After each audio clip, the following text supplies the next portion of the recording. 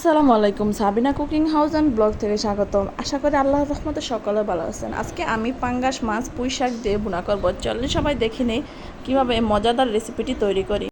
এবং কি বাচ্চাদের তো অনেক পছন্দ পাঙ্গাস মাছ। আমি যখন কলেজে ছিলাম এবং 9-10 বছর আমি পাঙ্গাস মাছই বেশি খাইতাম, কারণ পাঙ্গাস মাছের কাটা কম, দ্রুত খাবার খাওয়া যায় লেজারের সময়, এর জন্য আর কি। তো অবশ্যই বাসায় ট্রাই করবেন। পাঙ্গাস মাছের রেসিপিটি সকলের ভালো লাগবে। চলেন সবাই দেখে নিই কীভাবে পাঙ্গাস মাছটি রেসিপিটি তৈরি করি। মাছটা আমি কেটে নিয়েছি, দেখেন পিসগুলো কত সুন্দর করে আমি করে নিয়েছি। এখান থেকে আমি কিছু পিস নিয়ে নেব রান্নার জন্য। চলেন সবাই দেখে নিই। 5 পিস মাছ আমি রান্না করব। এখন এটা আমি ভালো করে দিয়ে পরিষ্কার করে নেব।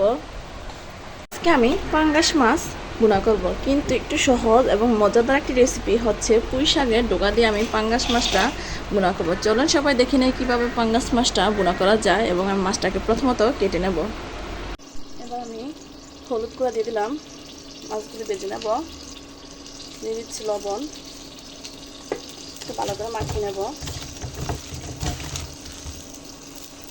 সুন্দরভাবে মাখানো হয়ে গেছে। এদিকে আমার কড়াই গরম হয়ে চলে আসছে। এবার তেল দিয়ে দেবো। বিসমিল্লাহির রহমানির রহিম। অবশ্যই পাঙ্গাস মাছ ভাজার সময় একটু সাবধানে সে ভাজতে হবে, কারণ পাঙ্গাস মাছ অনেকটাই ফুটে। দেখেন আমি পুঁই শাক এবং কিছু পাতা, যেটা পুঁই শাকের আগার মধ্যে একবার সর্বপ্রথম থাকে, ওই সব পাতা নিয়ে নিয়েছি। দেখেন কত সুন্দরভাবে আমি কেটে নিয়েছি। এটা ধুয়ে পরিষ্কার করে নেব। এদিকে আমার তেল গরম হয়ে চলে আসছে, মাছগুলো দিয়ে দেবো।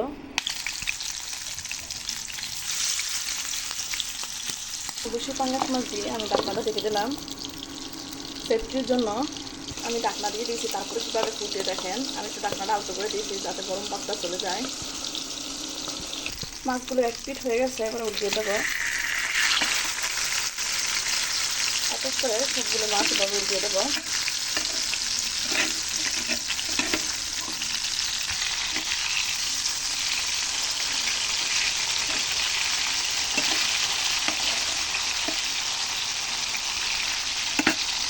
মাছগুলো আমার ভাজা শেষ। এবার এক এক করে সবগুলো মাছ আমি তুলে নেব।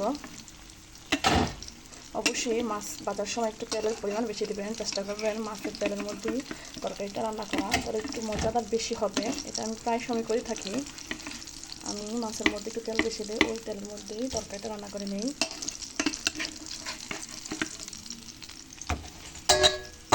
এবার আমি এই তেলের মধ্যেই তরকারিটা রান্না করে নেব। দিয়ে দেবো পেঁয়াজ কুচি। পেঁয়াজটা লালচে ভাব চলে আসছে, আমি এক এক করে মশলাগুলো দিয়ে দেবো। হলুদ গুঁড়া, মরিচ, লবণ, ধনিয়া, দিয়ে দিচ্ছি আদা রসুন। এবার আমি মিশিয়ে নেব।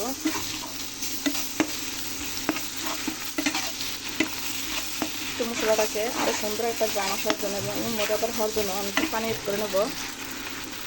দিয়ে দিচ্ছি পানি। অবশ্যই মশলা একটু ভালো করে কষিয়ে নিলে সময় একটু বেশি নিয়ে তবু তরকারিটা সুস্বাদু হয়। এবার দিয়ে দেবো কেটে রাখা কাঁচামরিচ। আপনার কড়াইতে যতক্ষণ পর্যন্ত কড়াইয়ের নিচেতে না লেগে যাবে ততক্ষণ পর্যন্ত মশলাটা আপনারা অবশ্যই কষিয়ে নেবেন, তাহলে তরকারিটা একটু সুস্বাদু হয়। দেখেন মশলাটা নিচে লেগে যাচ্ছে, এরকম ভাব চলে আসছে। এবার আমি পুঁই শাকগুলি দিয়ে দেবো। পুঁই শাকের ডোকা এবং শাক কিছু অংশ।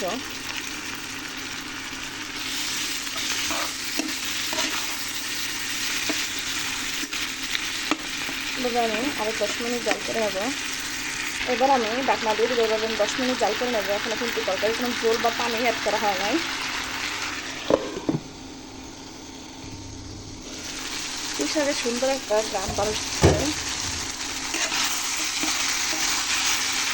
অবশ্যই আপনারা বাসায় পুঁই শাকের আদা দিয়ে বা পাঙ্গাস মাছ দিয়ে একটু মজা করে রেসিপি তৈরি করে নিতে পারবেন।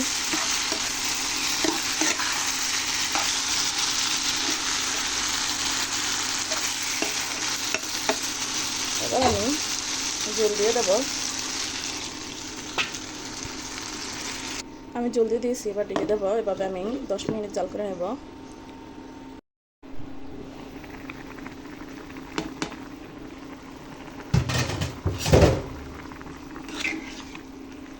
এখন পুঁই শাকের ডগাগুলো সুন্দরভাবে সিদ্ধ হয়ে চলে আসছে।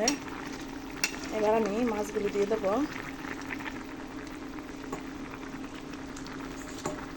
এক এক করে সবগুলি মাছ দিয়ে দেবো।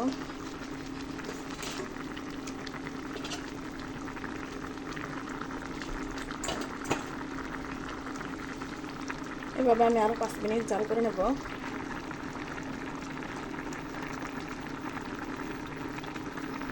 এবার দিয়ে দেবো ধনিয়া পাতা।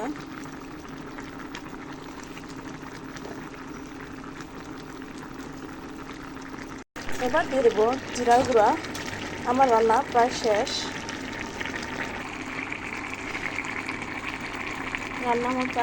এখন আমি তুলে নেব, চুলাটা করে দেবো। আলহামদুলিল্লাহ, পুঁই শাকের ডগা দিয়ে পাঙ্গাস মাছ ভুনা অবশ্যই মজাদার একটা রেসিপি আজকে তৈরি করে নিলাম। চলেন সবাই দেখে নেই কীভাবে এই রেসিপিটি পরিবেশন করা যায়। দেখেন কতটা সুন্দর ও লোভনীয় হয়েছে আমার পাঙ্গাস মাছ পুঁই শাক দিয়ে ভুনা। দেখেন কতটা সুন্দর। অবশ্যই ভিডিওটা আপনাদের ভালো লাগবে। আমার চ্যানেলটা অবশ্যই সাবস্ক্রাইব করবেন। সকলের জন্য দোয়া রইল। ফি আমিনিল্লাহ। আল্লাহ হাফেজ।